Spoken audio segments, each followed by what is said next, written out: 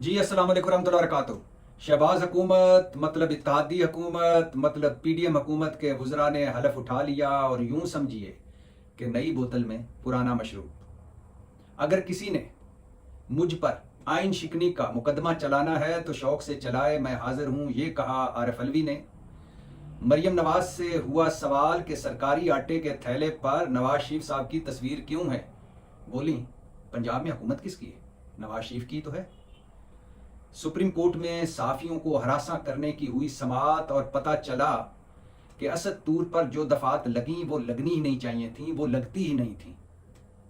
ये है आज के मौजू और इन पर बात करनी। और सबसे पहले शहबाज हुकूमत मतलब पीडीएम हुकूमत मतलब इत्तेहादी हुकूमत के वज़रा की बात कर लेते हैं। नई बोतल में पुराना मशरूब, ये मैंने क्यों कहा है? इसलिए कहा है कि 19 रुकनी काबीना में 10 वजीर वही हैं जो पीडीएम वन हुकूमत में थे। पाकिस्तान की 75 साल तारीख की बदतरीन हुकूमत पीडीएम वन, जिसने आल बचाओ माल बचाओ और खाल बचाओ मतलब खुद को महफूज कर लिया, मेगा करप्शन स्कैंडल्स खूब खाते फेंक दिए, खुद को ही एनआरओ दिया, यानी एनआरओ देने वाले भी खुद थे, लेने वाले भी खुद थे, मगर अवाम और को क्या मिला? रिकॉर्ड महंगाई, रिकॉर्ड बेरोजगारी और रिकॉर्ड गुर्बत। और मुल्क को क्या मिला? मुल्क मखौलिस्तान बना, पाकिस्तान मखौलिस्तान बना पीडीएम वन की हुकूमत में।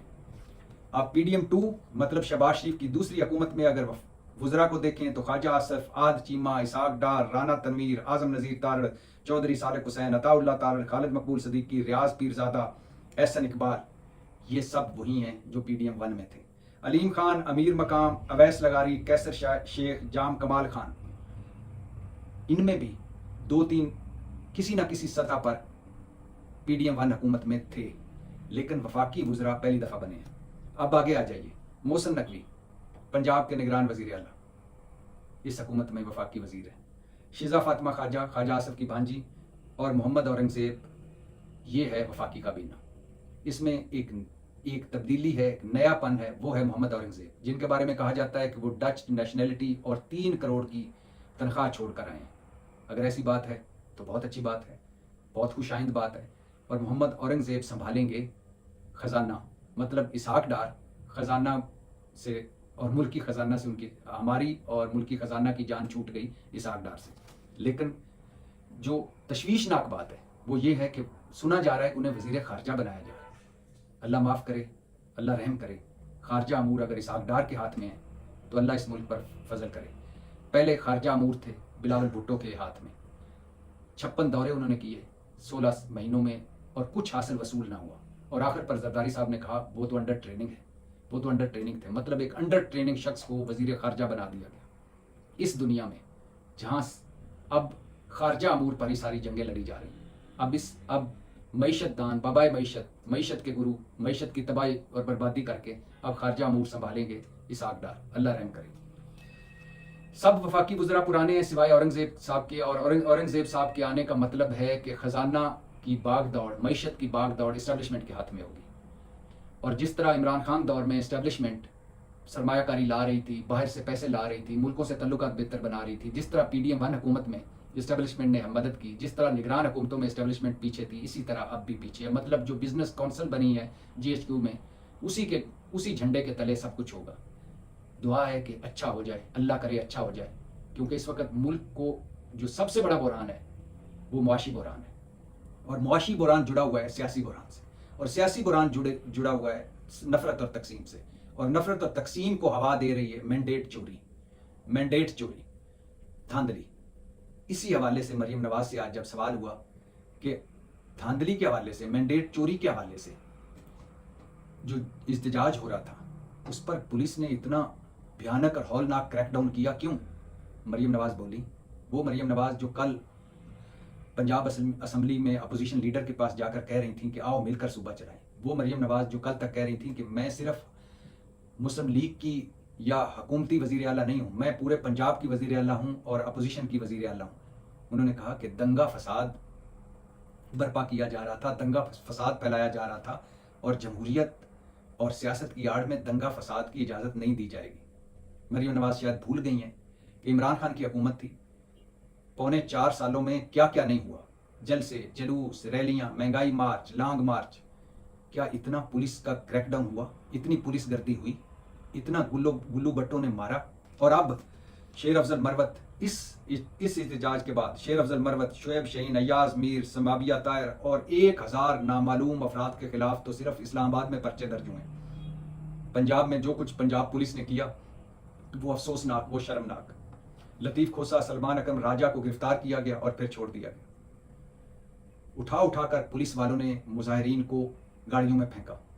पुरअमन इहतजाज हर एक का हक है, सड़कें बंद नहीं होनी चाहिए, सड़कों पर आकर हुकूमत को गिराना नहीं चाहिए। लेकिन ये भी तो देखें कि पुरअमन इहतजाज या ये इहतजाज हो क्यों रहा है। ये इसलिए हो रहा है कि मैंडेट चोरी हुआ है, धांधली हुई है, और इसलिए हो रहा है कि मैंडेट चोरी और धांधली के हवाले से मुतलका इदारे इंसाफ नहीं कर रहे, तेजी नहीं दिखा रहे, फैसले नहीं कर रहे, सब जानबदारी कर रहे हैं। इलेक्शन कमीशन जिसने पिछले 3 सालों में इस मुल्क को कहीं का नहीं रहने दिया, बदतरीन बुरानों में धकेला हुआ है, इस बार भी जो कुछ कर रहा है उस पर इहतजाज के अलावा क्या हो सकता है। 14 दिनों में, इलेक्शन कमीशन एक्ट कहता है 14 दिनों में इलेक्शन जो होता है उसके फॉर्म 45, 46, 47, 8, 49 सारे इलेक्शन कमीशन की वेबसाइट पर आने चाहिए। 26 दिनों बाद आए, और क्या मज़ा खेज आए। इस पर कई प्रोग्राम हो चुके हैं कि फॉर्म 45 को किस तरह जाली अंदाज में बदला गया, किस तरह जालसाजी की गई, किस तरह 2 नंबरी की गई, किस तरह 1 का 9 किया गया, किस तरह 3 के आगे 1 लगाया गया, 30 वोटों को 130, 130 को 1130, किस तरह 2 नंबरी हुई, और क्या क्या। और कई हलकों के फॉर्म 45 थे ही नहीं, कई हलकों के फॉर्म 45 की जगह फॉर्म 46, कई हलकों के फॉर्म ही गायब।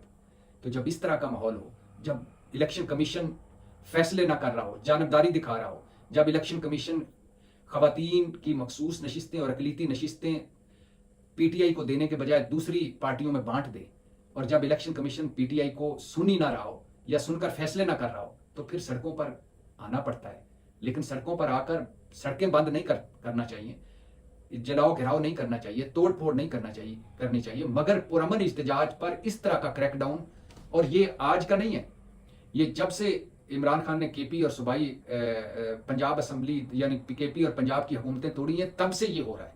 तब से गुल्लू बट मार रहे हैं, आंसू गैस, पेंटियां, तशद्दद, मार कुटाई, पर्चे, मुकदमे, गिरफ्तारियां, जेलें, हवालातें, इंसानी हकूक की पामाली, चार दीवारी की पामाली। और इस बार भी यही हुआ।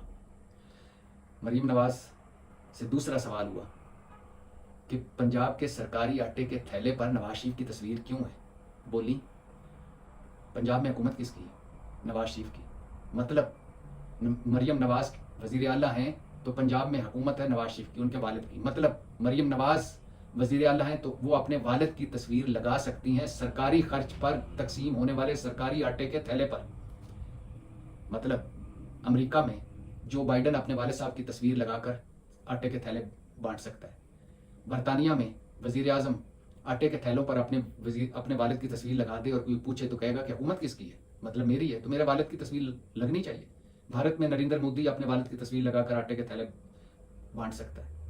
किसी मुहज़्ज़ब मुआशरे में, किसी जमहूरी मुआशरे में, किसी आइन और कानून की बालादस्ती वाले मुआशरे में अगर कोई वज़ीर आला ये बात करता तो अब तक पूरा मुल्क सड़कों पर आता और या उसे मुस्ताफ़ी होना पड़ता या इस्तीफ़ा ले लिया जाता कि भाईजान ये मुल्क आपकी जागीर नहीं है, सरकार आपकी जागीर नहीं है। अगर तो नवाज शरीफ साहब के पैसों से ये सारे थैले बांटे जा रहे हैं तो शौक से लगाएं। अगर हमारे टैक्सों से, सरकारी पैसों से ये थैले बांटे जा रहे हैं तो नवाज शरीफ कहाँ से आ गए? फिर तो आपकी अपनी तस्वीर भी नहीं लगनी चाहिए। और कहाँ सरकारी गजट में लिखा है कि ये हुकूमत नवाज शरीफ की है? नवाज शरीफ साहब आपके वालिद होंगे, आपकी पार्टी के कायद होंगे, मगर इस हुकूमत से उनका क्या लेना देना है?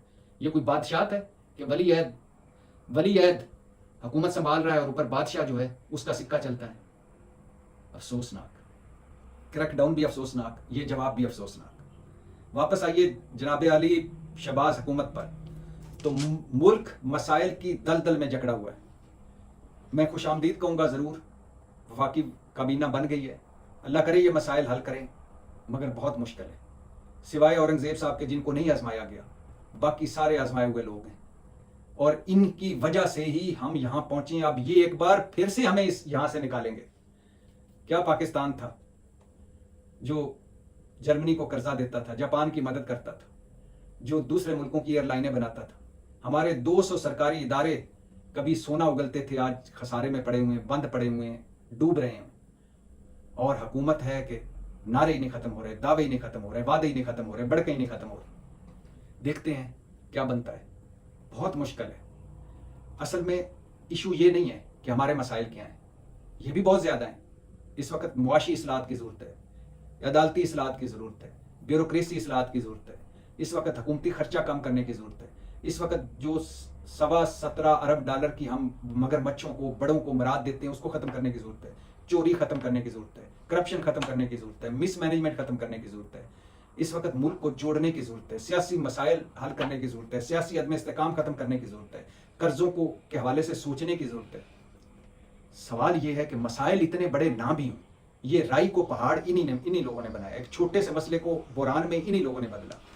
और इस वजह से ये वो लोग हैं जिनका ऊपर वाला पोर्शन खाली है, जो मसाइल हल करने के काबिल ही नहीं है, जिनके पास ना कोई विजन है, ना कोई रोड मैप है, ना कोई पॉलिसी है, ना कोई प्लान है, ना कोई मंसूबा है। ये सिर्फ यही करने आते हैं कि एक से कर्जा लिया, दूसरे को दे दिया, दूसरे से लिया, तीसरे को दे दिया। और अब हालत ये है कि कर्जा छोड़ें, कर्जों के सूद के लिए हमें कर्जा लेना पड़ रहा है, कर्जों के सूद की अदायगी के लिए कर्जा लेना पड़ रहा है।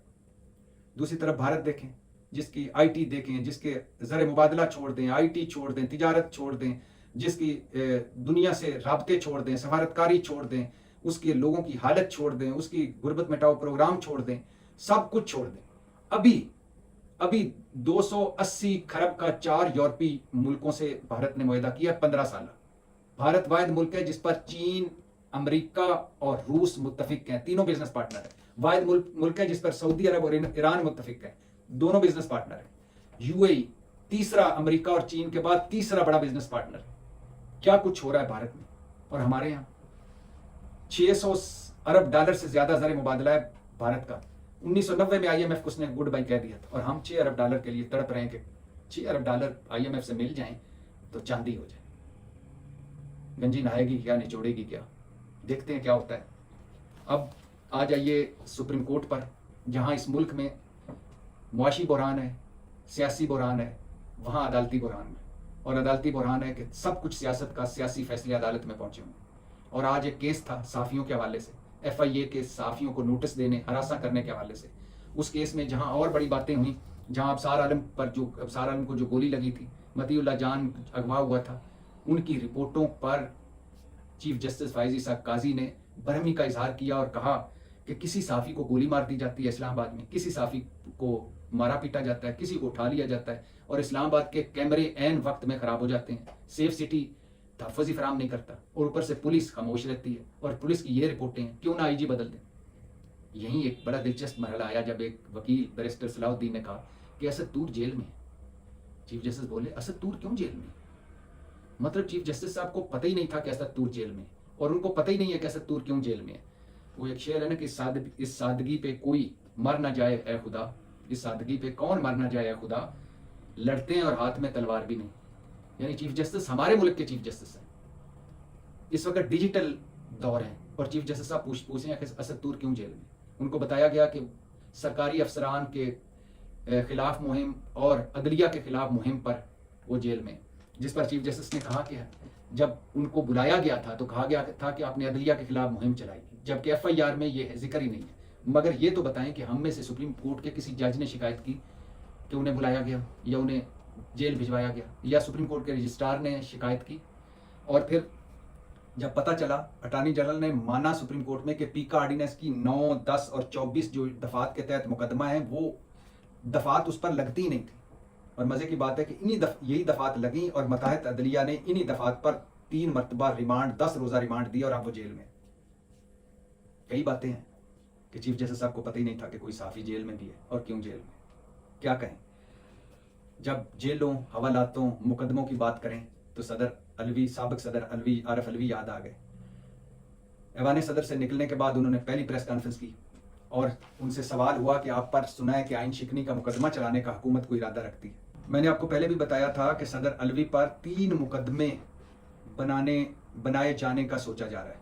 3 मुकदमे बन सकते हैं जब वो सदारत से हटेंगे। एक, आइन शिकनी का मुकदमा, वही कासिम सूरी की रूलिंग वाला जिस पर असम्बलियाँ तहलील हुई या तहलील की गई। दूसरा, तोशाखाना का मुकदमा कि उन्होंने अपने सदारत के दौर में कितने तोहफे लिए। तीसरा, असासे ज़राए आमदन से ज़्यादा का मुकदमा। तो सदर आरिफ अलवी ने कहा, साबिक सदर आरिफ अलवी ने कहा कि अगर कोई आइन शिकनी का मुकदमा चलाना चाहता है तो शौक से चलाए, मैं हाजिर हूँ और अदालत में जाकर मुकदमा चलाए। आरिफ अलवी ने कहा कि अगर अच्छी अदालत तो फेयर ट्रायल हो तो इमरान खान जल्द रिहा हो सकते हैं। उन्होंने कहा कि सियासी कुव्वतें और इस्टेब्लिशमेंट पाकिस्तान जोड़ने की कोशिश करें। बहैसियत सदर जो कुछ मैं कर सकता था मैंने किया। इमरान खान ने मुझे सदर बनवाया। मैं इमरान खान का मशकूर हूँ। इमरान खान मेरे कायद थे, हैं और रहेंगे। इमरान खान के हवाले से गुफ्तगू करते हुए उन्होंने आरिफ अलवी ने कहा कि ये गलत है कि वो किसी खास आदमी को आर्मी चीफ लगाना चाहते थे। जब भी मेरी बात हुई तो उन्होंने कहा कि मेरिट को तरजीह दूंगा। इमरान खान को मैंने मशवरा दिया था कि केपी और पंजाब हुकूमतें ख़त्म ना करें, असम्बलियाँ ना तोड़ें, मगर उन्होंने नहीं माना। मेरे पास साइफर आया था, मैं ये मानता हूँ, और आज 3 करोड़ वोटर्स ने इमरान खान को वोट दिया है, लिहाजा मैंडेट माना जाए, मैंडेट चोरी ना किया जाए। मफामत की मैंने बहुत कोशिश की लेकिन कामयाब नहीं हो सका। आरिफ अलवी जा चुके हैं, सरदारी साहब 14वें सदर बन चुके हैं। बड़ा दिलचस्प मंजर था, स्टेज पर शहबाज शरीफ और आसिफ जरदारी बैठे थे। शहबाज शरीफ वो जो घसीटना चाहते थे लड़काना लाहौर और कराची की सड़कों पर आसिफ जरदारी को। आसिफ जरदारी वो जो जिन्होंने घिसना था, घसीटा जाना था सड़कों पर। बड़ा दिलचस्प मंजर था। आसिफ जरदारी स्टेज पर, शहबाज शरीफ बैठे हैं, आसिफ जरदारी हलफ ले रहे हैं और हलफ उठा रहे हैं मुस्लिम लीगी वुज़रा। वाह, क्या मुस्लिम लीग और पीपल्स पार्टी एक बार फिर इकट्ठे, भुट्टो और ज़िया एक बार फिर इकट्ठे, आग और पानी एक बार फिर इकट्ठे। आसिफ जरदारी सदर, शहबाज शरीफ वजीर आजम। क्या दिलचस्प मंजर है। पेट चीर दूंगा, पैसे निकालूंगा। आज एक मरीम नवाज का ट्वीट भी वायरल हो रहा था जिसमें मरीम नवाज कह रही थी आसिफ जरदारी को कि 6 करोड़ डॉलर स्विस बैंकों में जो हैं वो जब तक वापस नहीं लाया जाएगा चैन से नहीं बैठेंगे नवाज शरीफ। मतलब उन्होंने नवाज शरीफ के एक बयान को ट्वीट किया हुआ था। बाकी सच कहते हैं जमहूरियत बेहतरीन इंतकाम है, लेकिन ये इंतकाम आवाम से है और पाकिस्तान से है।